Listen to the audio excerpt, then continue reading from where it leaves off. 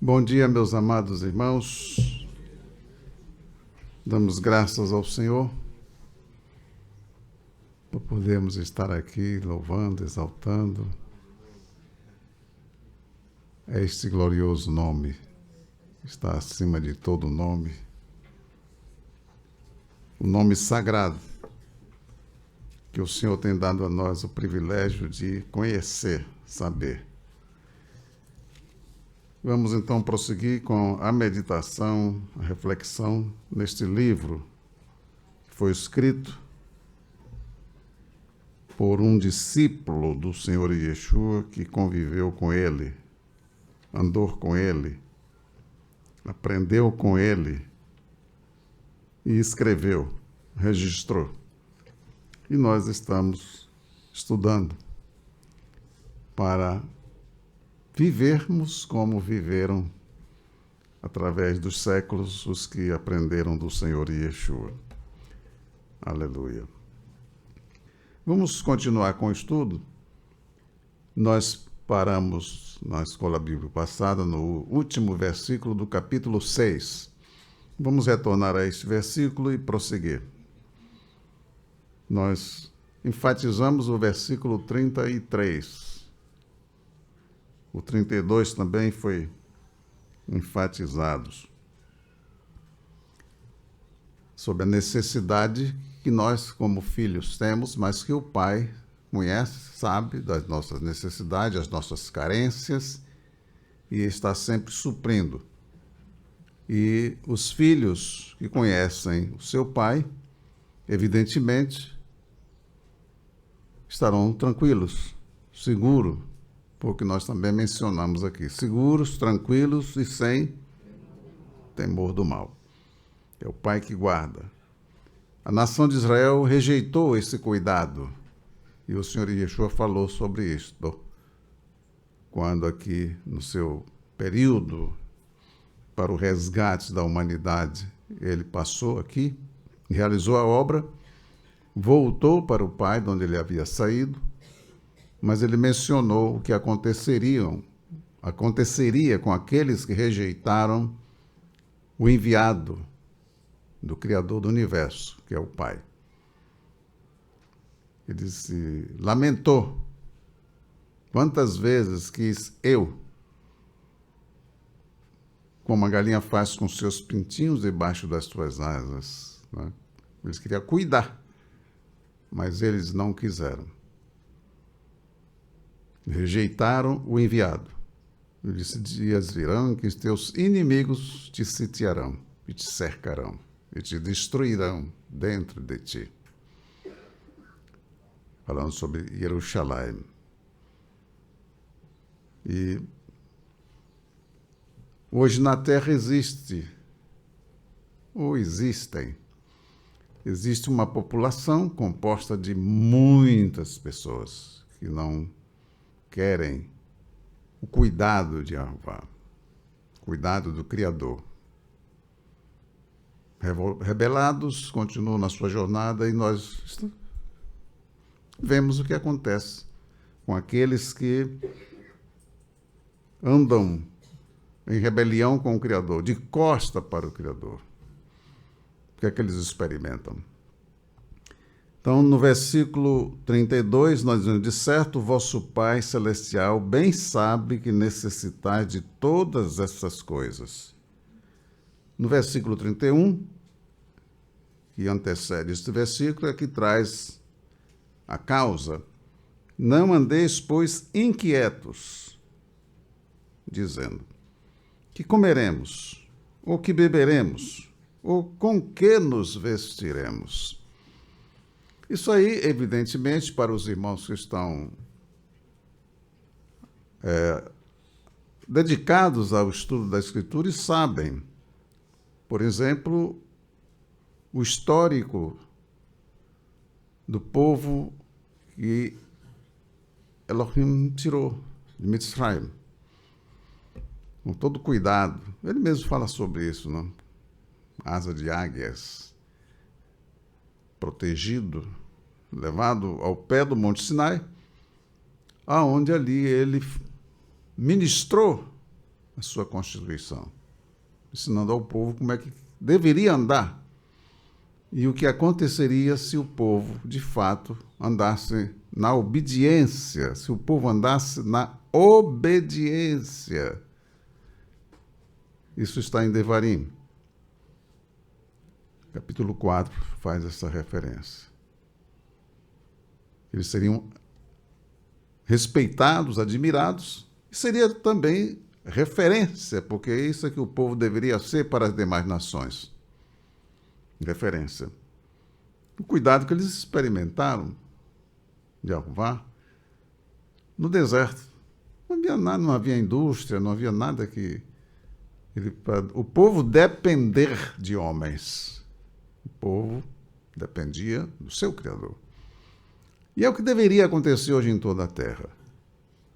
Mas o povo não quer. É certo que existe, ou existem, porque são muitas as nações, as influências do sistema, da máquina que é montada para manter o povo prisioneiro, dominado, e em rebelião contra o Criador, para ser dominado por aqueles que exercem o domínio sobre ele, ou sobre elas, as nações.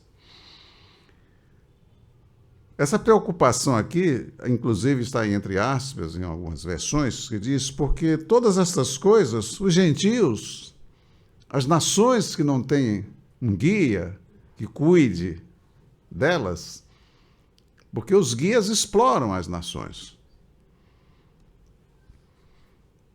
Nós estamos tendo aí uma oportunidade de aprender com o que está acontecendo aqui no país e em relação às demais nações.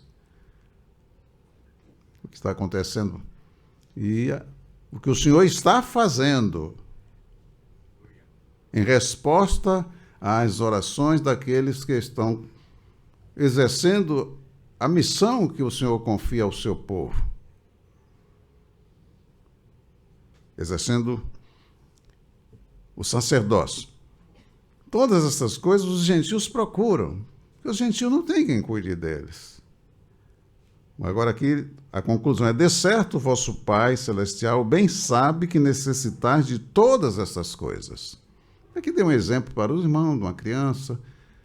A criança está preocupada no ventre da mãe: o que é que eu vou comer, o que é que eu vou beber, o que é que eu vou vestir. Quando sai, ela vem preocupada: eu vou para um mundo estranho, diferente, que vai ser do meu futuro. É assim que a criança está? Louvado seja o nome do Senhor. Aí o Senhor Yeshua, segundo Matitiahu, conclui aqui esses grupos de ensinamentos, mas buscai primeiro o reino de Elohim. Olha, vocês se esforcem por buscar primeiro o reino de Elohim. E a sua justiça. E todas essas coisas vos serão acrescentadas. Aleluia. Isso que preocupa o mundo, o sistema, as pessoas que andam sem Elohim no mundo, não deve ser e nem é motivo de preocupação para os que conseguiram entrar no reino de Jeová, no reino de Yeshua HaMashiach. Aleluia. Olha, se o Pai deu o Filho único, dádiva preciosíssima, ele deu o Filho único para nos resgatar, como é que o Pai não vai nos dar as demais coisas? E outro, mas olha, se meu pai e minha mãe me desampararem, Jeová me acolherá. Isso é para quem anda com ele. Como o salmista mesmo diz assim: via sempre o Senhor à minha destra, à minha frente, porquanto não serei abalado. Isso é experiência pessoal. Não vos inquieteis, pois pelo dia de amanhã. Porque quem se inquieta pelo dia da manhã está com a carga pesadíssima sobre si hoje. Porque o dia de amanhã cuidará de si mesmo. Quem é que vai dar para você o dia de amanhã? É você mesmo. Hein? Quem pode afirmar com certeza, desprezando o Criador, não, amanhã eu vou estar vivo. Não caia na asneira de fazer uma afirmação dessa desprezando o Criador. Aleluia. O dia de amanhã é uma dádiva que Ele dará ao que Ele quiser que esteja vivo para desfrutar deste amanhã. Do contrário, nem vai ouvir os lamentos. Já foi. A pessoa vai para o cemitério chorar. Quem é que está ouvindo?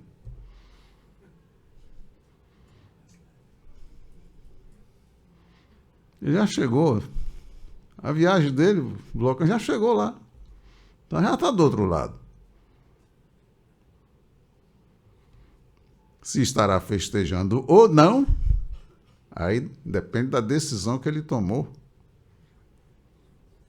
antes de partir. Aleluia. Não vos inquieteis, pois, pelo dia de amanhã, porque o dia de amanhã cuidará de si mesmo. Olha só que expressão. O dia de amanhã cuidará de si mesmo. Basta cada dia o seu mal. Se preocupar com o dia da manhã, ficar perturbado hoje com o dia da manhã, é um mal que a pessoa faz a si mesma. Ela não sabe pensar, ela não sabe se dominar, ela não tem segurança alguma, porque não crê no Criador, então vive perturbado. Quem não crê no Senhor sempre vive perturbado, com medo, inquieto, inseguro.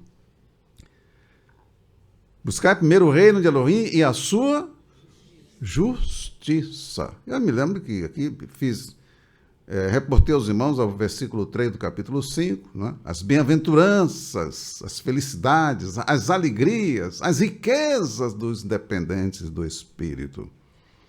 E o versículo 10 também, que fala das perseguições, 10 a 12, que acontece com aqueles que praticam justiça. Aleluia. Como a pessoa que pratica justiça incomoda os ladrões, incomoda os criminosos, os corruptos. Aleluia. Mas a beleza de que o problema não é se a pessoa está sendo perseguida, milhares de pessoas ali tentando destruir. A questão é a pessoa que está sendo justa, honesta, aonde chega, transmite o que é, não está fingindo. Aleluia. Serve de admiração, de referência para os que não podem se pronunciar. Por quê? Porque estão comprometidos. Não tem liberdade para se expressar. Aleluia. A honestidade. Um homem honesto, e que é honesto de fato, a luz brilha.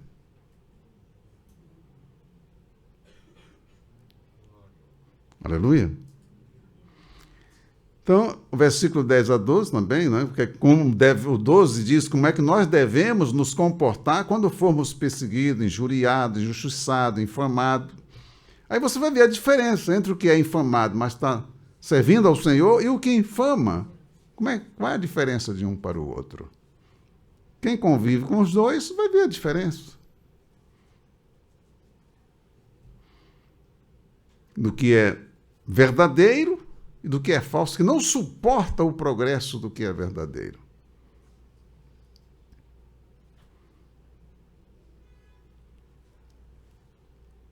O versículo 10, o versículo 20, que eu deveria ter citado, não citei. Eu me lembro que eu não citei esse versículo quando fala a respeito da entrada no reino. Porque a dificuldade é entrar no reino. Se a vossa justiça... É o versículo 20, não é isso? Versículo 20, os irmãos já confirmaram aí por quê. Porque eu vos digo, se a vossa justiça não exceder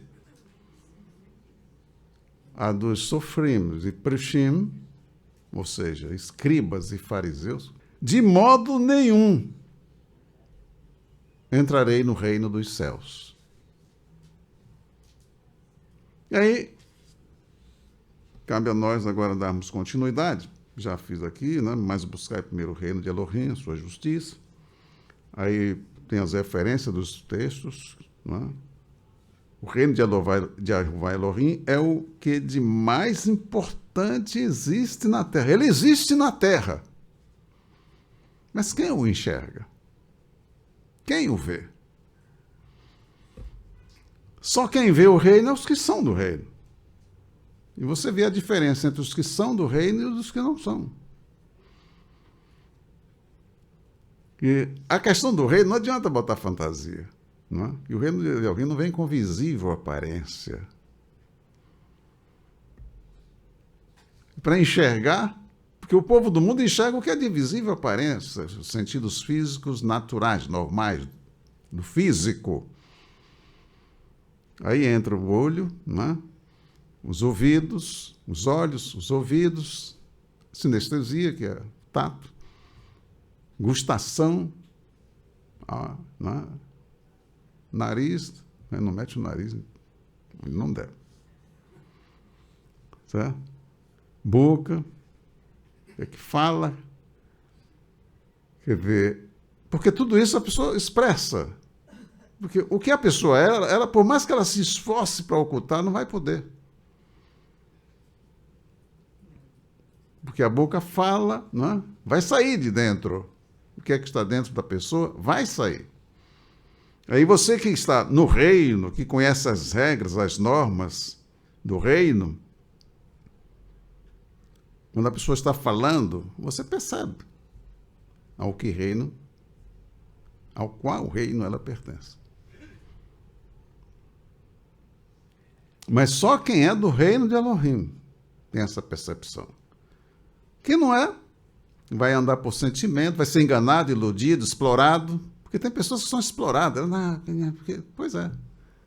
Ela não está unida ao Senhor para trabalhar de maneira tal que a pessoa que está nas trevas venha para a luz. Ela fica apoiando a pessoa nas trevas.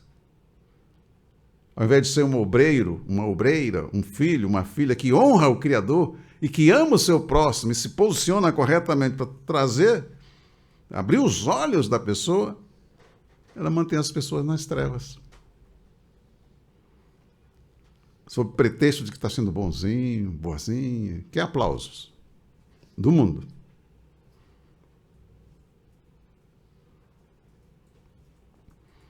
Isso, no caso de algum de nós estar nesse erro, precisamos sair desse erro porque está tudo sendo anotado e nós vamos prestar contas. Então, se a vossa justiça não exceder em muito, de modo algum entrarei no reino dos céus. A justiça dos sofrimos pelo Shim. Quer dizer, é aqueles que estavam com a escritura nas mãos, mas não cumpriam a escritura. Mas tinham a escritura. E as demais nações? Veja que ele não comparou com nenhuma nação do mundo. Ele comparou com aquelas pessoas que tinham a escritura.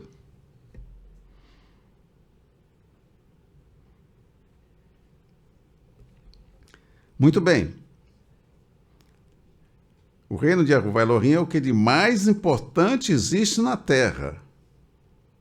É o reino de sacerdotes que só os filhos de Yahuwah Elohim podem exercer. Só os filhos de Yahuwah Elohim podem exercer este sacerdócio. Porque o sacerdócio é exercido entre o homem e Yahuwah. São intercessores. Na terra existem pessoas que só essas pessoas podem se achegar de fato a Yahuwah. São na escritura aí em português está os domésticos da Emuná. Como nós falamos aqui para os irmãos sobre os domésticos que administravam no palácio de Yahuwah, quando estudamos sobre Vaikra, Tranquilo, os irmãos já ouviram, já guardaram, estão praticando, não há necessidade de nós retornarmos a este assunto com minúcias. Mas precisamos aqui trazer de novo aos irmãos alguns assuntos, porque muitas vezes, em face dessa pressão que é exercida pelas trevas sobre as pessoas que entram no reino, quer dizer, entrar no reino é difícil, andar no reino não é fácil, tem que ser vigilante. O Senhor Yeshua falou muitas vezes sobre isso, acautelai-vos, que ninguém vos extravie. Nesse capítulo seguinte até fala sobre os tais, não? Vamos a Shemot, capítulo 19. Shemot, apelidado de Êxodo.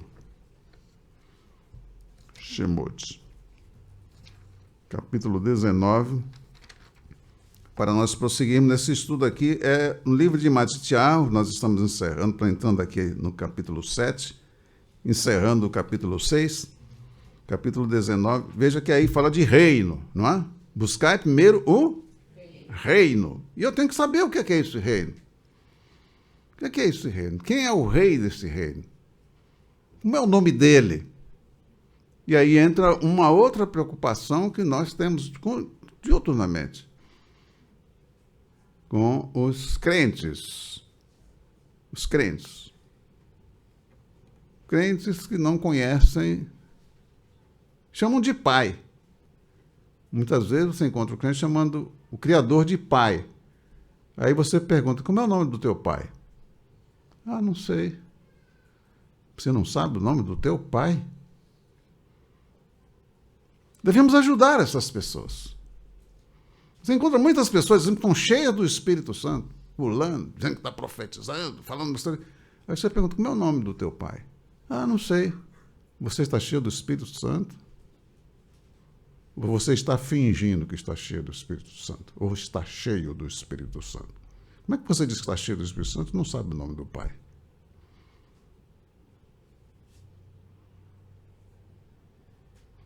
Aí você vai ver que espírito está atuando nessas pessoas. Aí vai numa reunião, faz aquele estardalhaço todo. Aí faz, não, porque conta aquelas coisas que você não pode comprovar se é verdade ou não. Aí você chega para essas pessoas que dizem que estão cheias do Espírito Santo e pergunta, como é o nome do seu pai? Ah, não sei, porque não sabe, porque não pode pronunciar, é um nome muito sagrado. Ah, é? E o Espírito Santo não é sagrado? Você está cheio do Espírito Santo e não conhece o Criador do Universo, não sabe o nome dele? Como é que você é filho dele?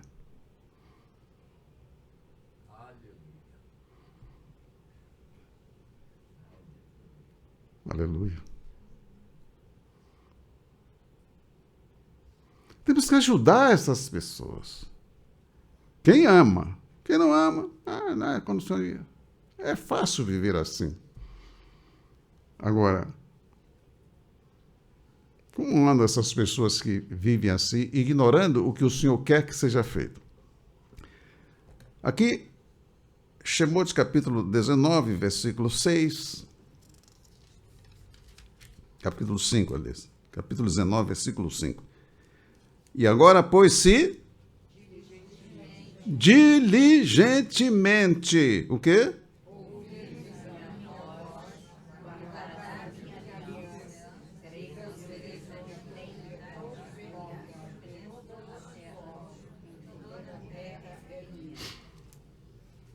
Olha só o que é que o Senhor está falando aí. Não é? Agora, se ouvirdes a minha voz e guardardes a minha aliança. Não é viver de qualquer jeito. Ouvir a voz. Guardar a aliança. Mas quais são as regras da aliança? É outra coisa que você também deve ajudar as pessoas que estão interessadas em entrar no reino. Você entrou no reino? Qual é a aliança? Introduziu você no reino. Quais são as regras? Ou você entrou por onde?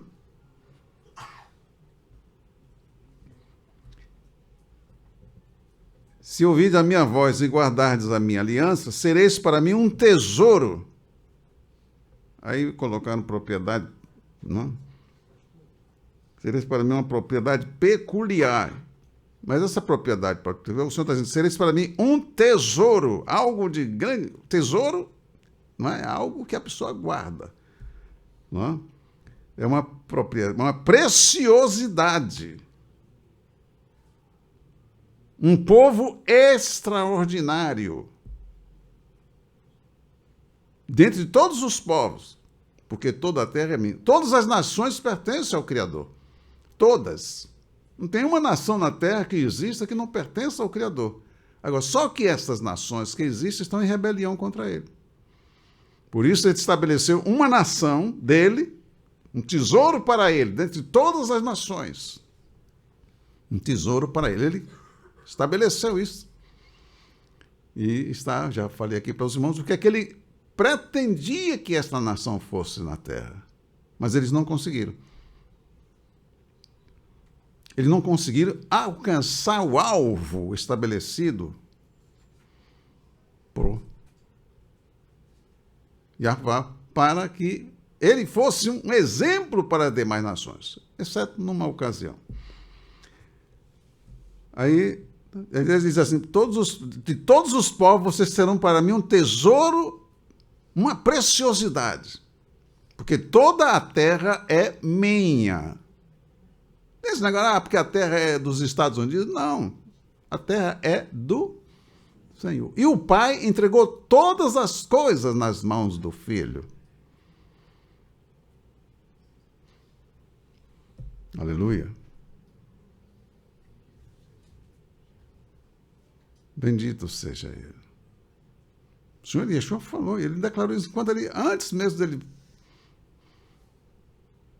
consumar a obra, ele já tinha, o Pai me entregou todas as coisas. Todas as coisas me foram entregues por meu Pai, porque ele tinha que redimir tudo. No versículo 6 do mesmo capítulo,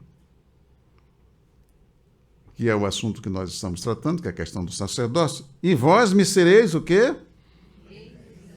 Um reino de sacerdotes, um reino sacerdotal, diz uma outra expressão aí, outra versão.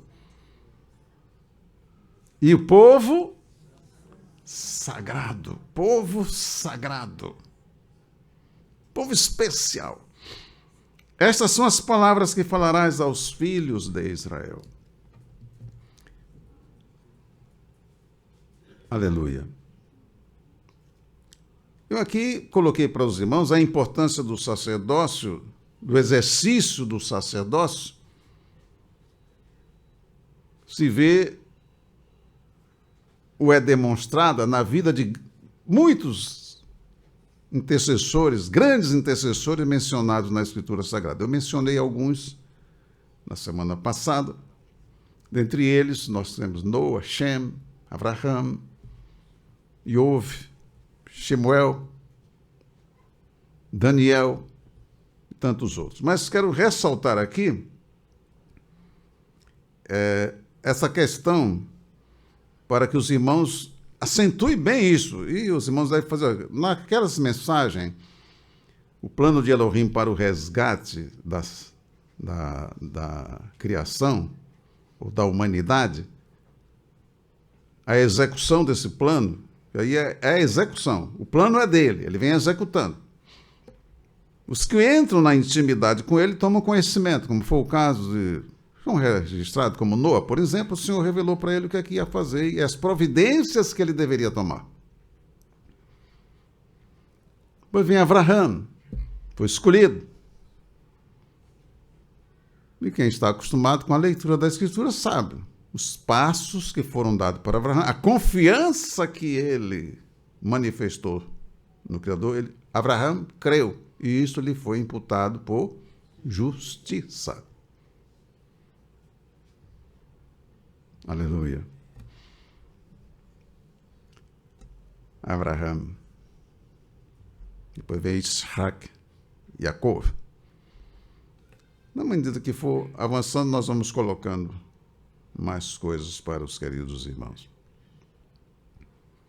Então você deve rever essas mensagens, principalmente a 24 e 25, que ali fala sobre ali ao pé do monte, exatamente no capítulo 19, refere-se a esse momento em que a nação, o povo, que ali ainda não era nação, o povo estava ao pé do monte.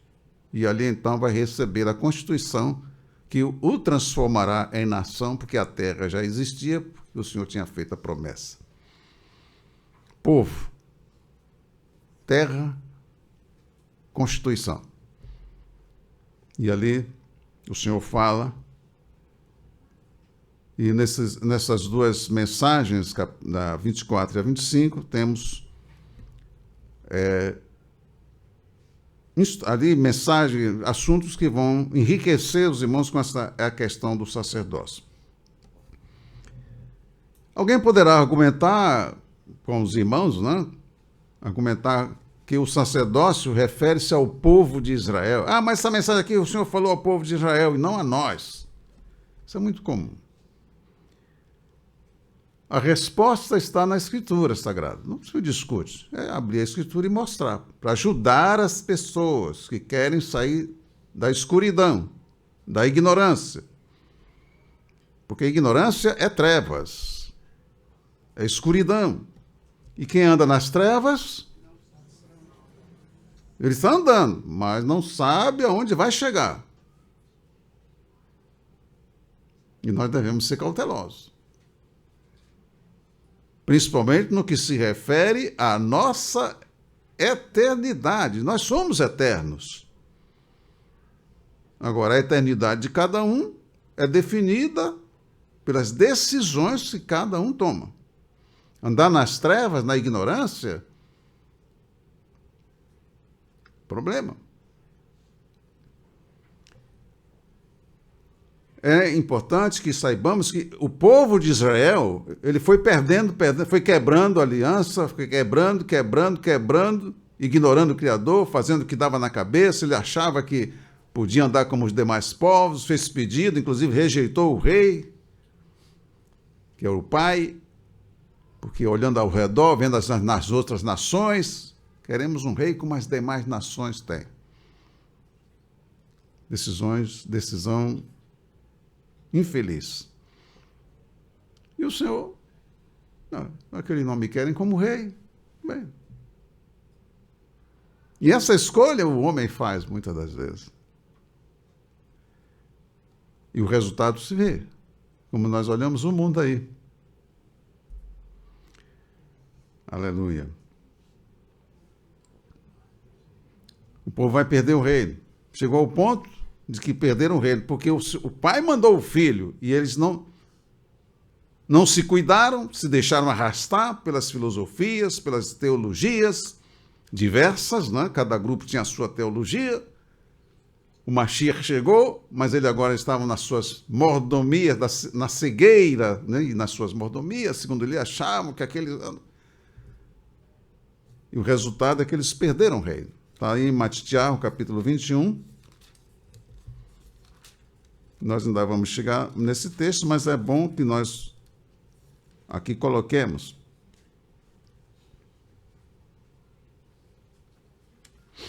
Matitiahu 21. Eles estavam ali, inclusive, apertando o Senhor Yeshua com suas interrogações, com as suas... para ver se pegavam alguma coisa para poder condená-lo. No versículo 42 do capítulo 21, diz-lhe Yeshua: nunca leste nas Escrituras? A pedra que os edificadores rejeitaram, essa foi posta por cabeça de ângulo? Por Yahvá foi feito isto, e é maravilhoso aos nossos olhos? Está citando aqui um texto das Sagradas Escrituras. Inclusive tem um Terrilá, tem Shaiahu. Portanto, eu vos digo, o quê?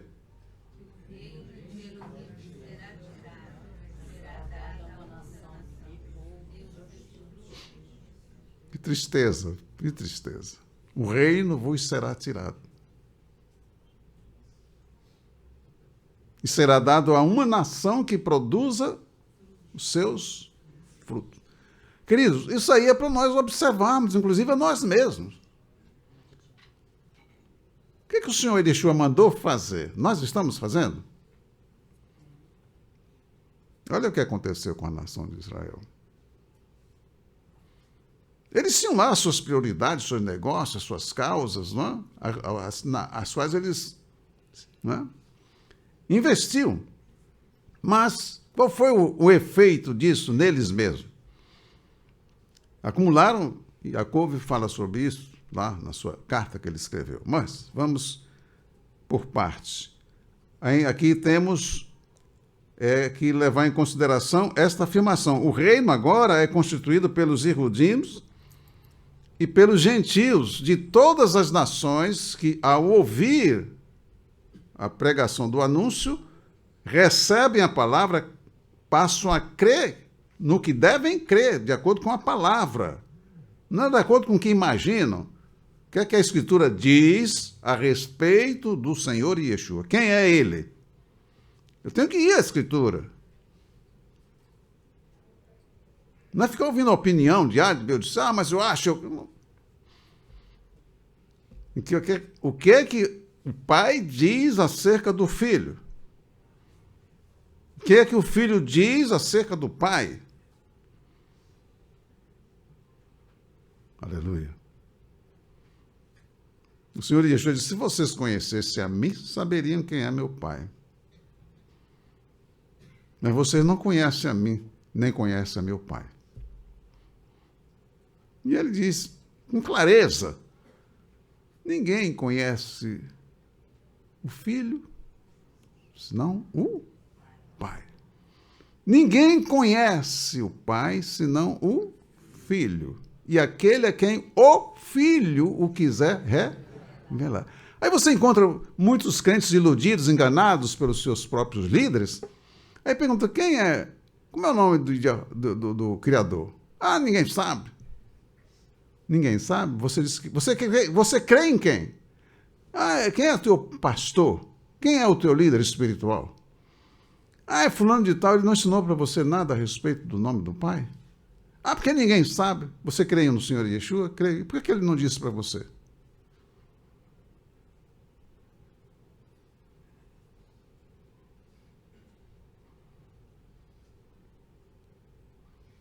Como é que você disse que crê no Senhor Yeshua? Não, porque o Senhor está no meu coração. E por que ele não disse para você como é o nome do pai dele? São perguntas que devem ser feitas para ajudarmos as pessoas. Aí fica aquela coisa de, não, porque não sei o que.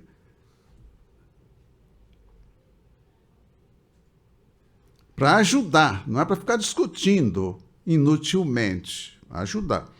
Uma discussão próspera pode ser uma discussão saudável. A discordância pode acontecer, não, mas você está discordando, mas aqui está escrito. Se a pessoa for realmente sincera, honesta, porque há muitos crentes desonestos. Eles dizem que creem, mas quando você abre a Bíblia, não.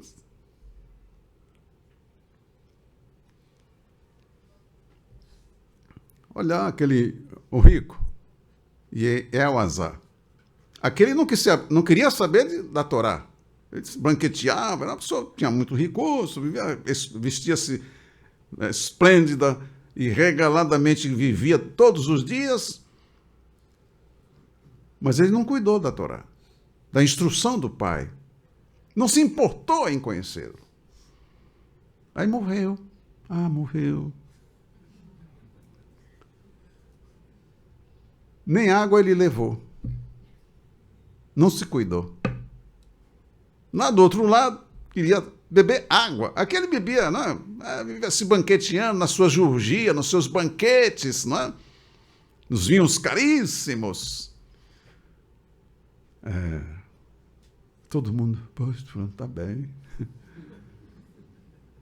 Porque quem olhava para Elazar e olhava para aquele homem, quem é que ia dizer que Jeová estava com Elazar? Se você for dizer que o nome dele é Elazar para um brasileiro, ele já é um azarado meu. Ele não sabe o que quer dizer essa palavra, Elazar. Na verdade é... Aleluia. Botaram o nome de Lázaro. Que miserável, miséria. Sabe? Tem nada a ver com o nome dele.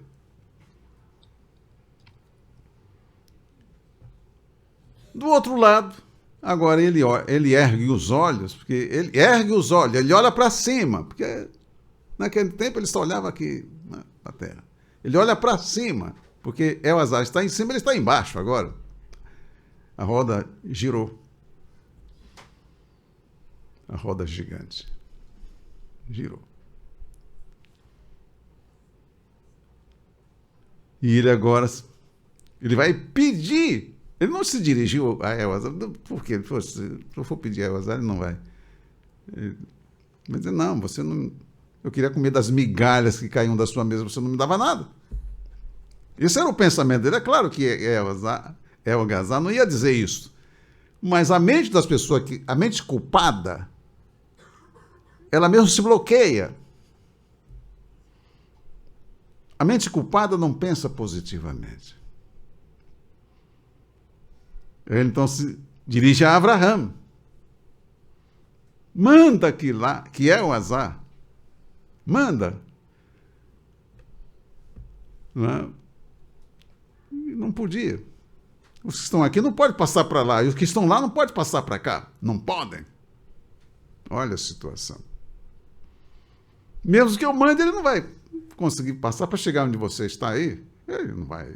Ele já queimou na terra. Você gastou toda a água na terra. Você não economizou. Aleluia. Que coisa, né, irmão? Enquanto aqui, viveu de qualquer jeito. Achava que estava se banqueteando, se regalando, desprendamente. Bom, ele disse, não, pai Abraão, manda alguém, manda ele ir lá, manda alguém dentre os mortos, falar com meus irmãos, porque eu tenho 5 irmãos, para que não venha para este lugar terrível, de tormento. E aí, a resposta, eles têm Moshe e os Neviim. Ouçam-no.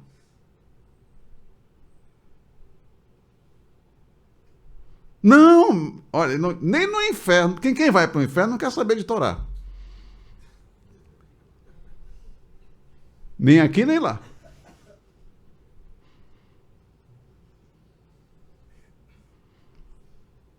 Olha, queridos, a situação é bem grave para bilhões de pessoas iludidas. Bem, o reino agora é constituído de pessoas, de Rudim, que creem na pregação da palavra, não é do malabarismo que fazem. E as pessoas que não têm amor próprio engolem tudo. Não vai examinar na Escritura para ver se de fato é assim como está escrito. Ele não tem apreciação, respeito por si mesmo. Vivem de qualquer jeito. Quem não tem respeito por si mesmo, vive de qualquer jeito. Se iludindo, se enganando. Mas os Yehudim que creem, e os das nações, todas as nações que creem, eles agora compõem este reino de sacerdotes. E eu vou mostrar para os irmãos ter esta palavra no coração, para sempre responder segundo a Escritura Sagrada.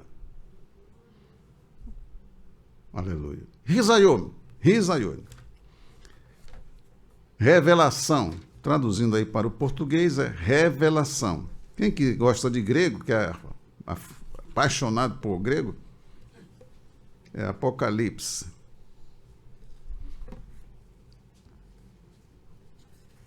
Risaion, a língua mãe, a língua sagrada, quer dizer revelação. Revelação do Senhor que o Pai deu, capítulo 5. No céu, os seres celestiais reconhecem isso, eles sabem disso, então eles pronunciam isso aqui, capítulo 5, versículo 8 e 9.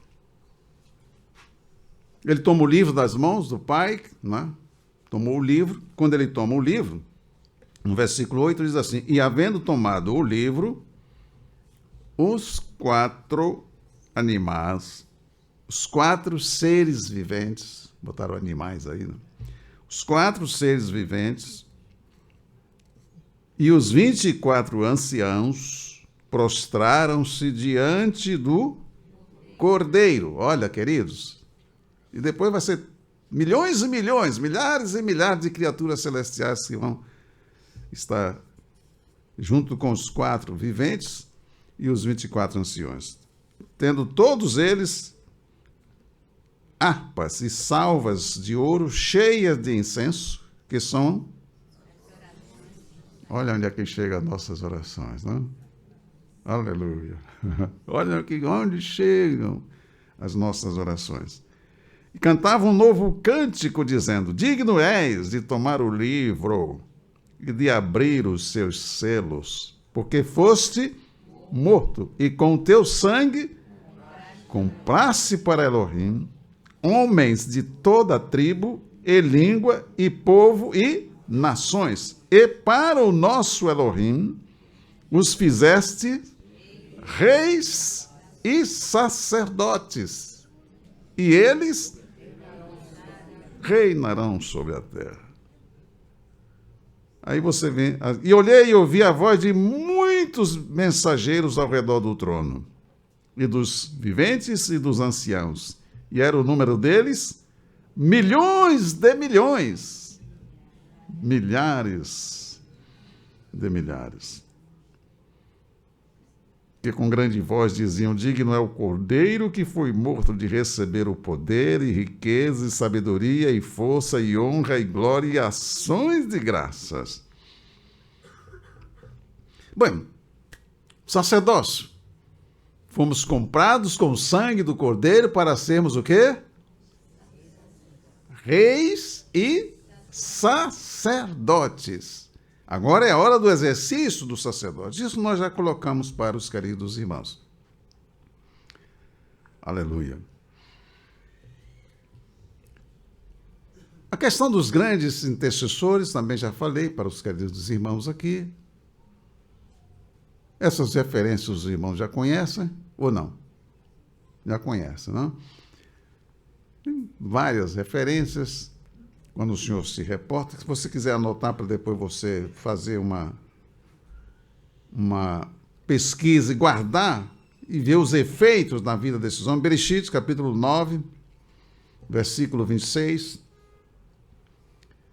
Capítulo 11, versículos 10 a 29.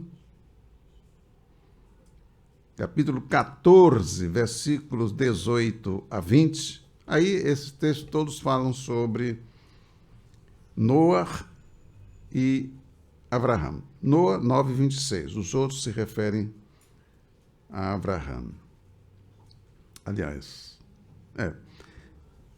Bereshit 18, 33, também sobre Abraão. 19 e 29. Vamos a Ezequiel, ou Ezequiel, como está em português, capítulo 14, versículo 14. Leia também Irmiarro, ou apelidado de Jeremias, capítulo 15, versículo 1. Esses textos aí vocês vão ler e vão ver o que é que o Senhor fala a respeito desses homens. E aí, para nós que estamos aqui nesses trabalhos simples, nós estamos vendo o que o Senhor está fazendo na terra, por causa das orações dos santos. A intercessão, quem exerce o sacerdócio, porque está consciente dessa responsabilidade, sabe o significado, o efeito, como está escrito, muito pode em seus efeitos a oração feita por um justo. Muito bem, queridos. Prosseguindo aqui, agora vamos para o capítulo 7. Isso aí é o encerramento do capítulo 6. Vamos ao capítulo 7. O capítulo 7 de Matitiahu começa com uma observação, um ensinamento acerca de julgamento, de juízo, e devemos ser cautelosos. O primeiro versículo diz o que aí? Para que não sejais julgados. Isso aí é uma instrução que diz para nós que nós devemos ser cautelosos quanto a julgamento. O versículo 2 diz: porque com o juízo com que julgardes, sereis julgados. E com a medida com que tiveres medido, vos hão de medir a vós. Já temos comentado muitas vezes aqui com os irmãos essa questão do juízo que é feito. Para condenar o outro é fácil. A pessoa, não, porque é fácil condenar o outro. Mas muitas vezes a pessoa não percebe que ao condenar o outro está se condenando. Porque ele julgou. Quais foram os critérios utilizados por ele para fazer o julgamento, para condenar? Sair falando. Lembrando que está escrito: não faleis mal uns dos outros. Isso aí tem que haver meditação sobre isso, porque qual o efeito disso? O juízo deve ser feito? Sim, mas com as regras estabelecidas pelo Pai. Quando você e eu, nós estamos exercendo um juízo, quais são os elementos? Qual é o principal elemento que deve ser levado em consideração? O quê? Justiça. Não é a sua raiva, não é o seu ódio, não é o seu interesse particular. Justiça. Nós que somos sacerdotes devemos ter muito cuidado com isso, porque o ensinamento do Senhor Yeshua, inclusive, sobre oração. Quando você estiver orando, quem está orando está no altar. Está oferecendo uma oferta, um sacrifício para Yahová. E aí tem que haver todo cuidado para seguir as instruções que foram dadas pelo Senhor Yeshua a respeito disso. Juízo. Vamos aqui a um texto para nós ilustrarmos essa questão. Julgamento precipitado. Lucas, capítulo 7. Lucas, capítulo 7. O texto é longo, mas eu vou deixar para os irmãos ler posteriormente. Capítulo 7, versículo 36 ao 50. Aqui trata de um convite que foi feito por um fariseu para que ele fosse fazer uma refeição na casa dele, o Senhor Yeshua. Enquanto estava lá, uma mulher da cidade, pecadora, o texto diz aí no versículo 3, ela era uma mulher da cidade, uma pecadora, sabendo que ele estava à mesa em casa do fariseu, Perushim, levou um vaso de alabastro com unguento. Os irmãos conhecem a passagem, certo? A sua atitude. E estando por detrás, aos seus pés, chorando, começou a regar-lhe os pés com lágrimas e enxugava-lhes com os cabelos da sua cabeça e beijava-lhes os pés e ungia-lhes com o unguento.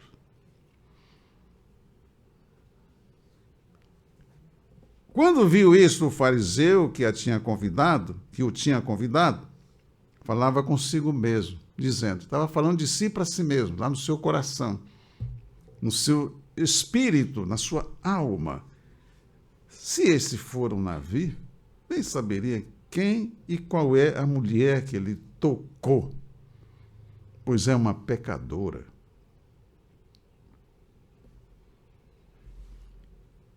Ele não podia fazer uma avaliação correta.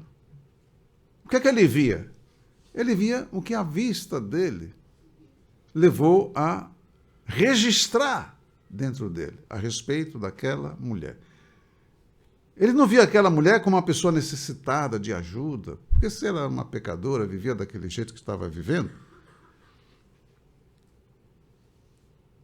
Bem, não se aprova atitudes erradas, mas no momento em que ela sabe que Yeshua está ali, e ela vai por trás, ela nem teve coragem de apresentar-se de frente para ele. Por trás. ali chorando aos seus pés. O que fez aquela mulher chorar? Está assim, naquela atitude aos pés do Senhor. O que ela estava sentindo, de fato, naquele momento? Derramando as suas lágrimas. Ninguém a forçou a fazer aquilo.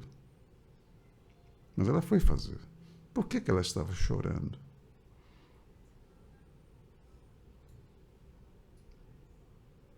Aleluia. Por que ela estava gastando aquele perfume com os pés? Ele já estava agora censurando o Senhor Yeshua, porque o Senhor Yeshua não moveu uma palha para manifestar um repúdio àquela mulher. Naquele momento, pelo que ela estava fazendo, porque ele estava percebendo o que estava no seu coração. Como as vistas muitas vezes iludem as próprias pessoas que fazem as suas avaliações apenas pelo exterior, mas não conseguem penetrar o interior. Qual a razão? Qual o motivo?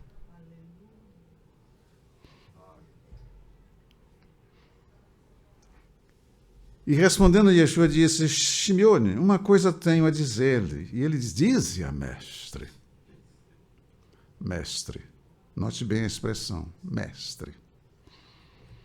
Um certo credor tinha 2 devedores, um devia-lhe 500 dinheiro e o outro 50. E não tendo ele com que pagar, perdoou-lhes a ambos. Diz, por qual deles?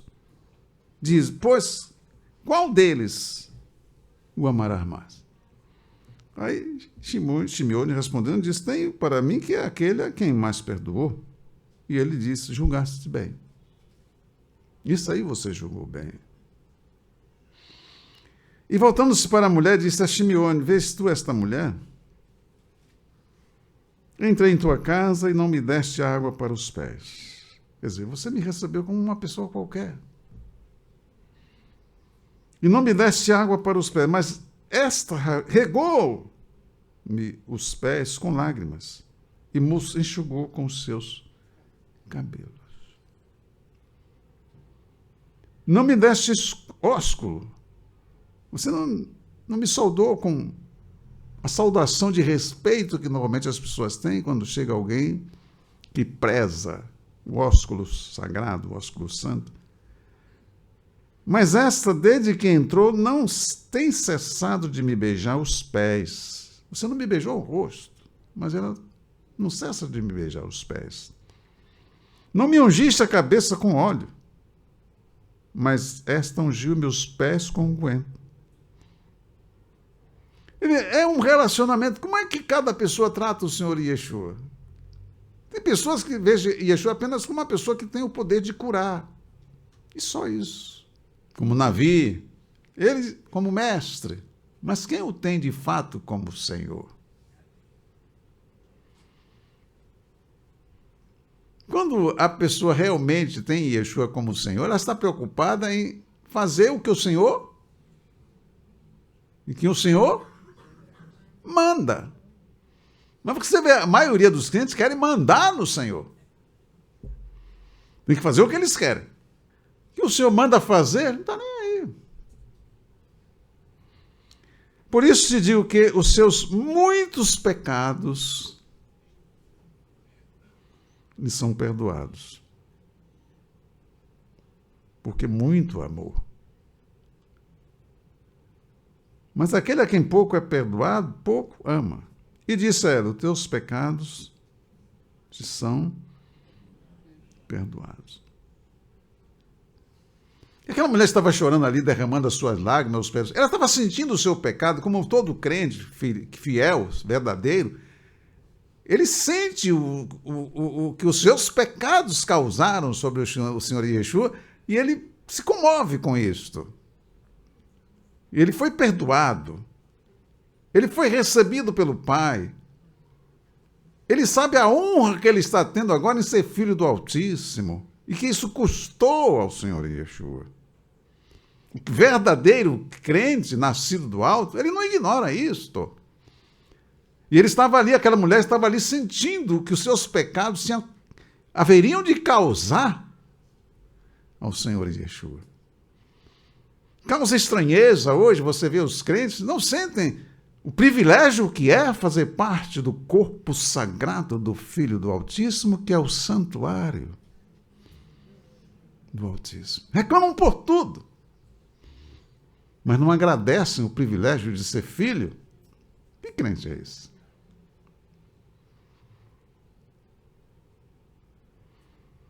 Aleluia.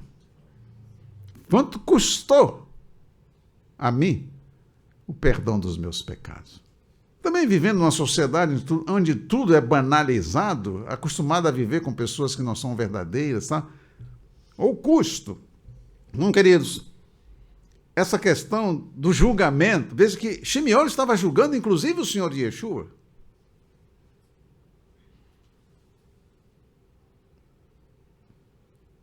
Aleluia.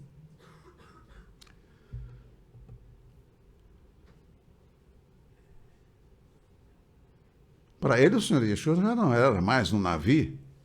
Não sei se fosse um navio, bem sabe.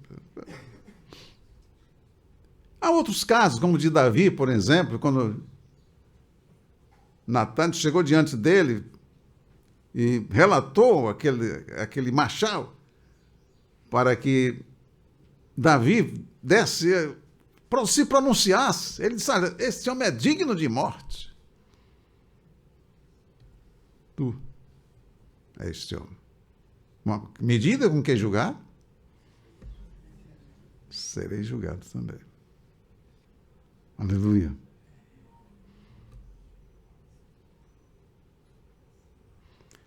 Eu vou cessar aqui hoje porque não temos mais tempo para prosseguirmos neste assunto. Capítulo 7, versículos 1 a 5. O justo juízo. Os irmãos devem anotar mais algumas coisas aí para prosseguir fazendo essa leitura e comparando. Romanos, capítulo 2, versículos 1 e 2. Muitas vezes você é julgado por um crente, uma pessoa que se diz crente, está condenando, julgando, levantando até os pecados, segundo a sua imaginação, está levantando, fazendo um relatório para te acusar. Não é para ajudar você a corrigir o erro, é para te acusar. E você precisa aprender a se defender desses acusadores. Para não ficar entristecido, porque... Não. Se alguém está me julgando, eu não estou nem aí para quem está me julgando. Pouco me importa que alguém me julgue, porque quem me julga é o meu Senhor. Pode julgar, jogar praga, falar aos ouvidos de quem está com os ouvidos aí, não é? Agora, qual vai ser o efeito disso na vida das pessoas que estão dando ouvidos e na vida da própria pessoa? É só comparar depois. Se você não se precipitar para se afastar por causa das perseguições, está lá. Volta lá, Matitiarro, capítulo 5, versículo 10 a 12. Como é que você deve proceder andando na prática da justiça, e os que vão perseguir, vão injuriar, vão infamar, como é que você deve proceder? Não vai ficar triste, estão falando mal de mim? Não, regozije-se. E vocês vão ver, deixa o tempo passar, porque você vai ver os juízos que foram feitos, as condenações, os desejos. Agora me lembrei de uma pessoa que veio até o meu casamento, porque havia tido uma profecia familiar que eu ia cair morto quando eu estivesse no altar. E vieram para assistir a minha morte no altar. Queridos, é uma coisa estranha. Profecias. Até hoje estão esperando.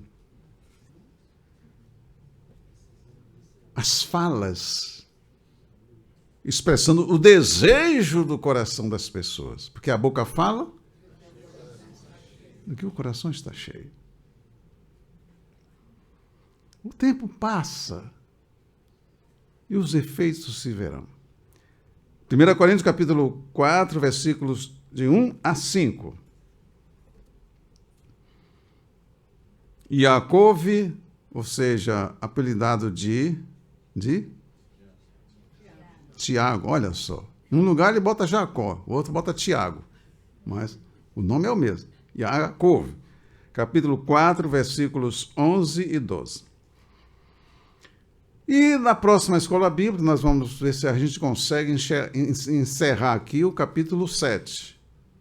Porque muitas coisas já foram comentadas do capítulo 7, então não vai haver necessidade de nós nos determos no capítulo 7 para entrar aí no outro bloco, que é para nós encerrarmos esse estudo dessa primeira fase. Hoje nós aqui fizemos esta conclusão,